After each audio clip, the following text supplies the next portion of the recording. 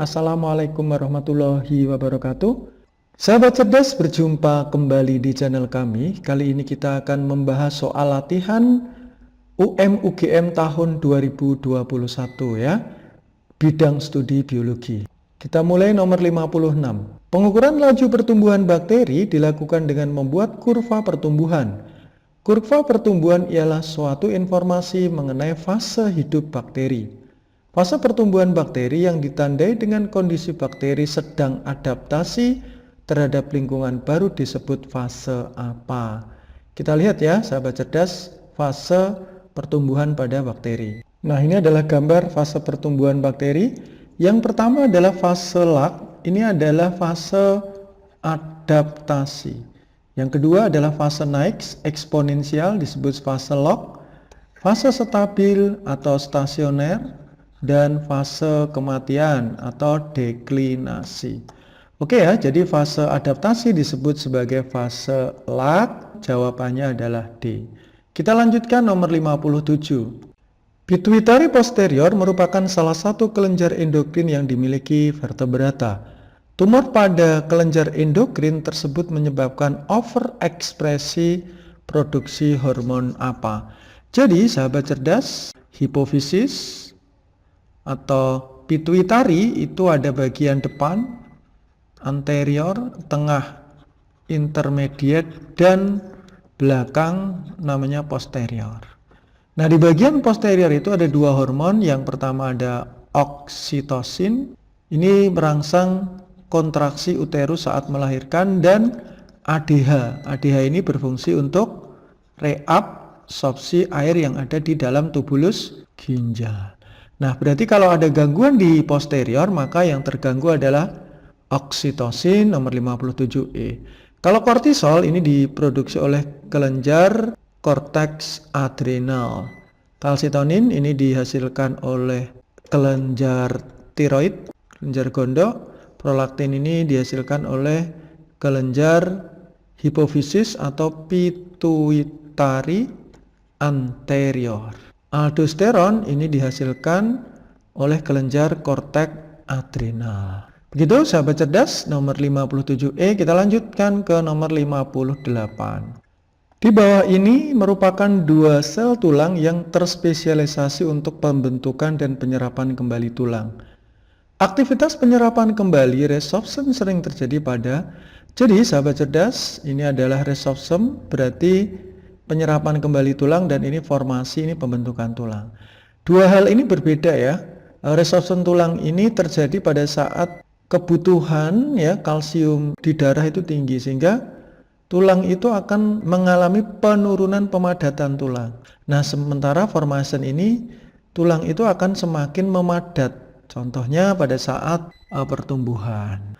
Nah, berbeda dengan ini, resorption ini pada saat tubuh itu kekurangan kalsium di dalam darah sehingga mengambil kalsium yang ada di dalam tulang sehingga tulang mengalami penurunan pemadatan.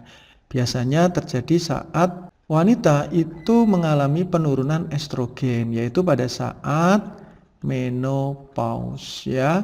Jadi jawabannya C. Nah, pertumbuhan ini justru formasi, pertumbuhan janin juga formasi. Kalau kadar konsumsi kalsium berlebih, ya ini tidak langsung terpengaruh. Kadar paratiroid rendah, ya jadi ini kurang tepat. Harusnya kadar hormon paratiroid naik, itu terjadi proses resorption. Begitu ya. Oke, nomor 58C. Kita lanjutkan nomor 59. Manakah di antara sel tumbuhan di bawah ini yang akan berfungsi dalam keadaan sel mati? Jadi sahabat cerdas, sel itu adalah dalam kondisi hidup. Nah, biasanya kalau di sel tumbuhan berfungsi dalam hidup itu adalah sel pengisi atau yang dikenal sebagai parenkim. Nah, contohnya parenkim ini bisa termodifikasi menjadi korteks. Nah, ini ya. Nah, ini sel hidup. Sementara kambium ini juga termasuk jaringan meristem. Namanya meristem sekunder. Nah, berfungsi juga untuk proses pertumbuhan. Berarti ini juga jaringan hidup. Nah, sementara di xilem dan floem ini adalah jaringan pengangkut. Xilem ini bisa tersusun oleh trakea, pembuluh yang besar, dan ada trakeit. Sementara floem ini tersusun oleh pembuluh tapis atau juga ada yang disebut sebagai sel pengantar. Nah, apa fungsinya? Jadi sel pengantar ini berfungsi sebagai penyedia energi untuk pengeluaran dan memasukkan zat ke dalam pembuluh tapis atau floem. Sementara trakeit ini adalah pembuluh kecil. Trakeit inilah yang nanti berperan di dalam ini untuk mengangkut air dari bawah bagian akar sampai ke atas kanopi begitu. Nah, ini tersusun oleh sel-sel yang mati.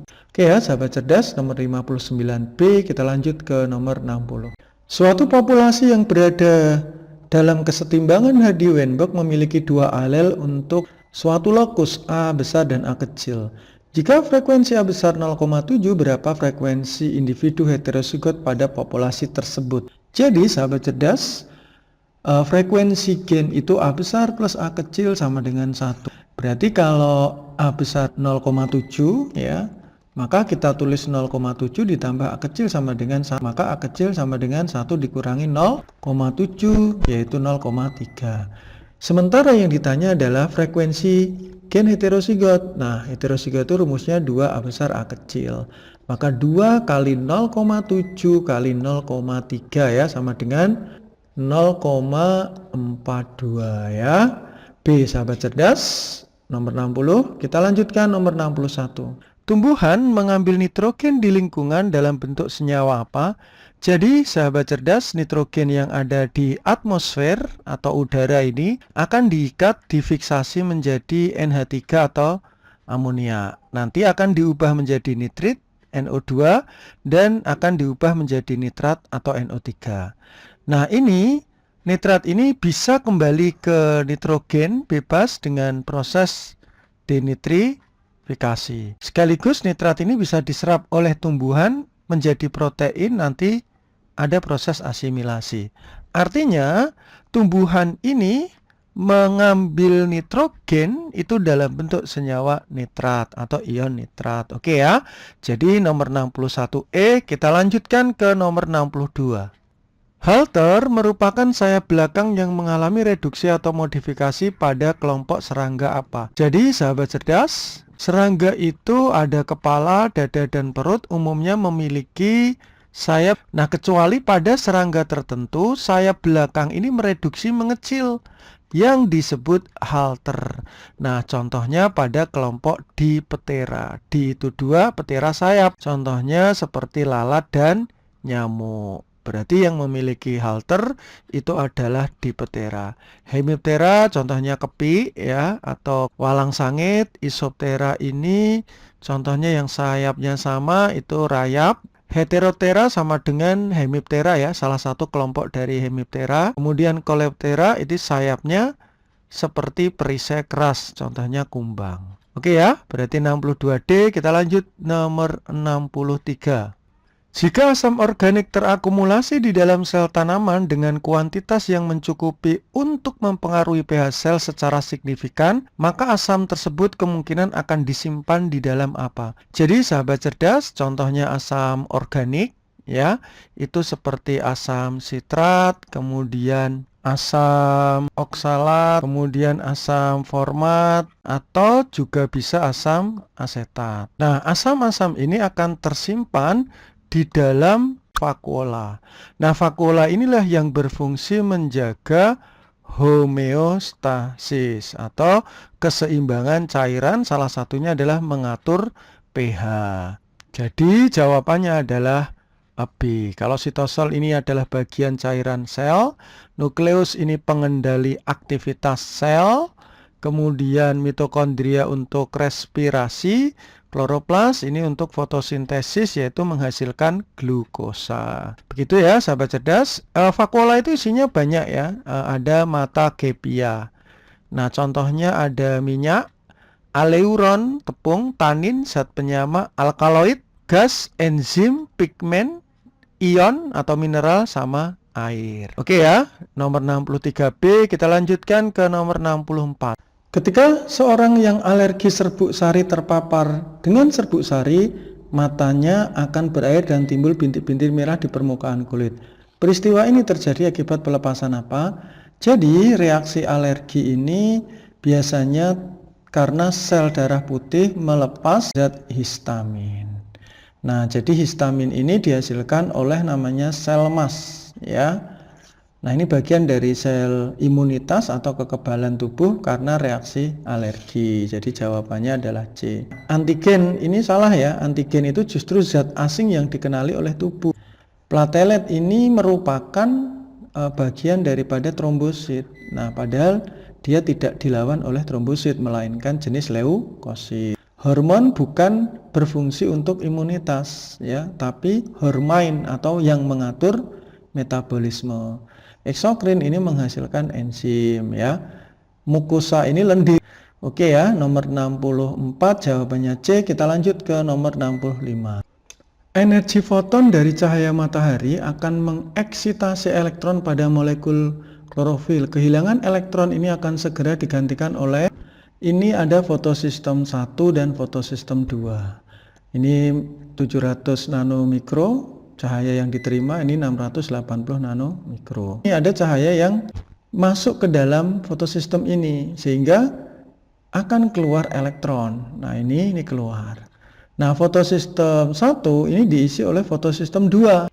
Nah, elektron pada fotosistem 2 yang pindah ke 1, kemudian ini kehilangan elektron. Nah, pada saat kehilangan elektron, ada cahaya matahari yang memecah air. Namanya disebut sebagai fotolisis air.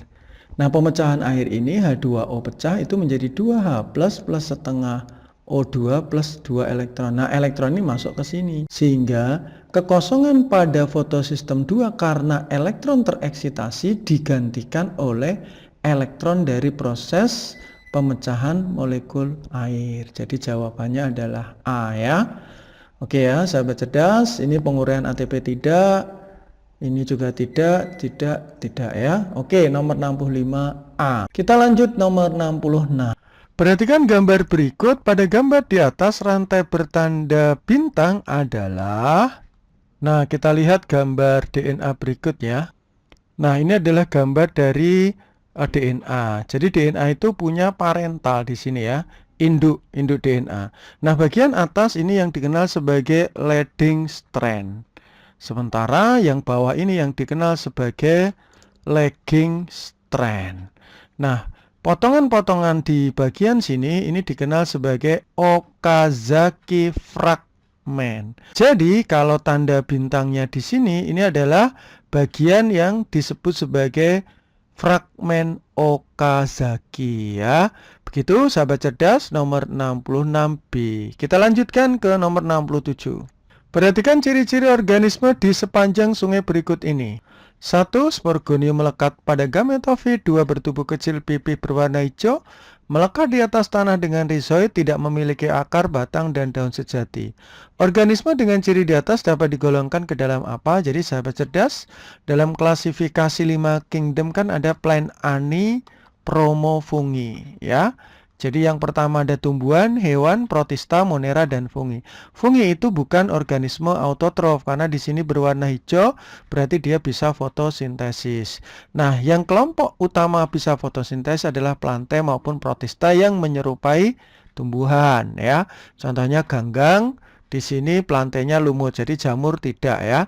Nah, plante ini dibagi menjadi 3 kelompok. Ada BPS, ada Bryophyta lumut, Pteridophyta paku, dan Spermatophyta biji. Nah, ciri lumut paling utama adalah mahar ya, sahabat cerdas. Ada metagenesis, berarti ada fase gametofit sporofit. Kemudian bisa fotosintesis yaitu autotrof. Hidup di tempat lembab itu hygrofit. Dan tidak memiliki pembuluh angkut, namanya Atracheophyta. Dan memiliki rizoid. Nah, ini yang paling penting nih, rizoid. Jadi rizoid itu ciri khas dari lumut. Nah, sementara ganggang ini bukan termasuk kelompok plante, melainkan protista ya. Nah, sementara paku ini tidak rizoid tapi sudah akarnya rizoma. Lumut kera ini merupakan simbiosis antara alga dengan jamur. Oke ya, nomor 67C demikian. Kita lanjutkan ke nomor 68. Menopause merupakan berakhirnya siklus menstruasi secara alami yang biasanya dialami pada perempuan, betul ya. Jadi mens ini pause, istirahat mens. Ya, jadi wanita itu umumnya di umur 50 ya, ini akan mengalami fase berhenti menstruasi atau menopause. Hormon estrogen dan progesteron mengalami penurunan produksi secara signifikan, betul ya. Jadi menopause itu ditandai dengan estrogen menurun, kemudian juga progesteron. Nah, inilah yang menjaga dan membentuk dinding rahim atau endometrium. Maka kalau dia sudah tidak menstruasi karena ini menurun, penebalan pun juga kurang ya. Oke ya, jadi pernyataan ini betul, bisa nyambung ya. Jadi jawabannya 68A. Kita lanjut ke nomor 69.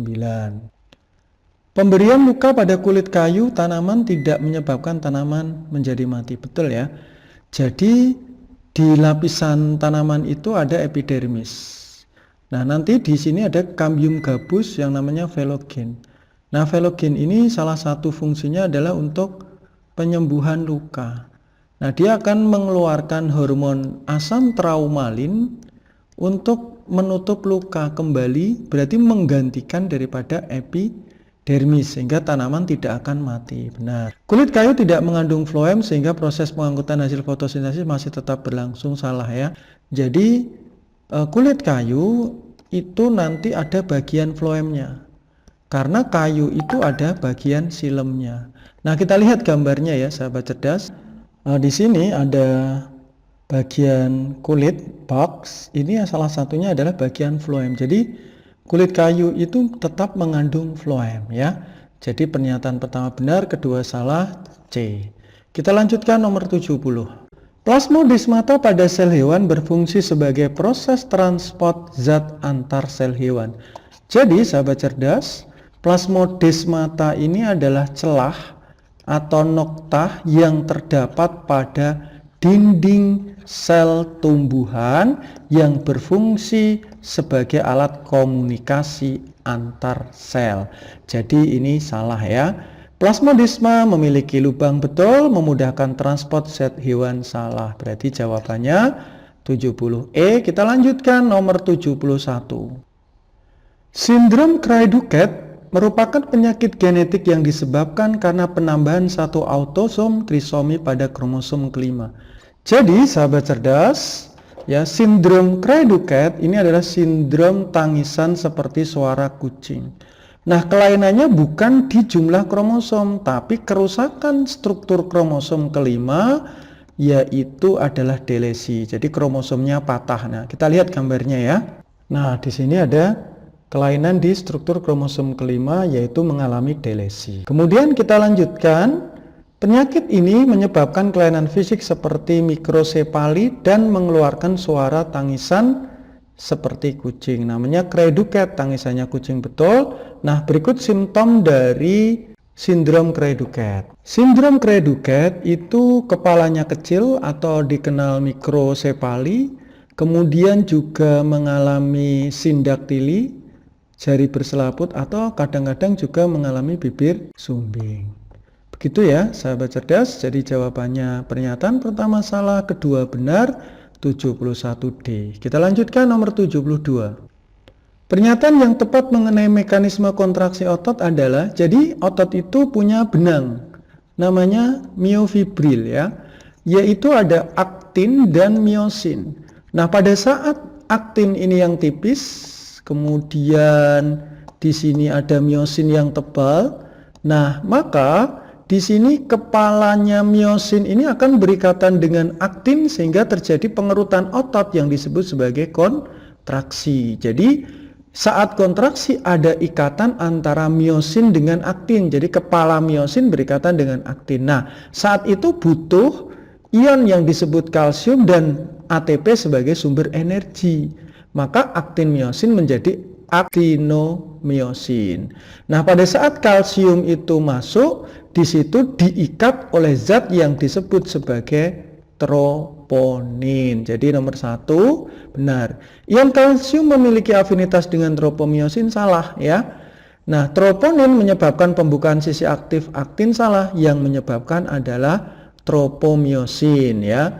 Jadi jawabannya 13B. Kita lihat gambarnya ya sahabat cerdas. Nah ini adalah kepala myosin nanti berikatan dengan aktin. Makanya ini benar ya. Kemudian ion kalsium itu akan berikatan dengan bagian troponin ini. Beda dengan fungsi daripada tropomyosin itu nanti akan bergeser ya. Dan dia akan menyebabkan pembukaan sisi aktif daripada aktin. Jadi fungsinya yang membuka sisi aktif aktin itu bukan troponin tapi tropomyosin. Nah, ion kalsium ini akan berikatan dengan protein namanya troponin. Oke ya, 13B. Kita lanjut nomor 73. Nomor 73 berikut ini yang mempengaruhi populasi density dependent factor adalah, jadi density dependent adalah faktor internal yang bekerja bila kepadatan populasi telah mencapai batas atau jumlah tertentu. Contohnya adalah seperti kompetisi, persaingan. Berarti persaingan itu hubungannya sama sumber daya. Kalau sumber daya yang terbatas, maka terjadi kompetisi. Kemudian ada epidemi, penyakit ya, parasit dan sebagainya. Nah, ini zat toksit itu termasuk juga bagian dari faktor dalam ya di sumber daya itu. Kemudian kalau penyakit ini juga, sementara ada faktor bencana alam. Bencana alam itu termasuk faktor independen. Nah, kita lihat ya. Nah, density independent ini contohnya adalah bencana alam, gunung meletus, banjir, gempa, badai, perubahan cuaca iklim ya. Berarti yang bukan adalah 4 ini, tapi yang termasuk berarti 1, 2, 3 jawabannya A. Oke ya, kita lanjutkan nomor 74. Penyakit kaki gajah atau filariasis disebabkan oleh cacing nematoda. Ciri dari cacing tersebut adalah, jadi sahabat cerdas, cacing itu ada 3, pleti, cacing pipih, nematelmintes, cacing gilik, dan annelida, cacing gelang. Nah, ketiga cacing itu sudah termasuk kelompok hewan triploblastik atau 3 lapisan tubuh. Cuman yang plati ini aselomata tidak berongga, ini rongga semu namanya pseudoselomata. Kalau annelida itu sudah berongga sejati namanya selomata. Jadi cacing nematoda itu termasuk 2 dan 4. Ini namanya pseudo itu semu, berarti C. Diploblastik yang 2 lapis contohnya hewan porifera sama solenterata ya. Nah, yang memiliki rongga tubuh sejati ini contohnya tadi annelida. Begitu ya sahabat cerdas. 74C. Terakhir nomor 75. Rekayasa genetika adalah bagian dari bioteknologi yang bertujuan untuk memanipulasi DNA secara manual dengan cara mengubah karakteristik suatu organisme. Teknik manipulasi DNA dalam rekayasa genetika melibatkan beberapa komponen. Komponen yang terlibat dalam proses rekayasa genetika adalah, jadi rekayasa genetika ingat EVA. Yang pertama ada enzim, yang kedua ada vektor, yang ketiga ada agen. Enzim yang pertama untuk memotong gen itu namanya restriksi endonuklease, dan menyambung gen itu namanya ligase. Vektor alat angkutnya disebut plasmid yang nanti akan digabungkan dengan DNA asli yang disebut DNA rekombinan. Agennya biasanya digunakan adalah bakteri. Berarti 1 benar, 2 benar, DNA rekombinan benar, ini salah. DNA polimerase ini untuk membuat DNA. Jadi jawabannya 1, 2, 3A. Demikian sahabat cerdas pembahasan latihan soal UM/UGM tahun 2021. Sukses selalu, semangat selalu. Assalamualaikum warahmatullahi wabarakatuh.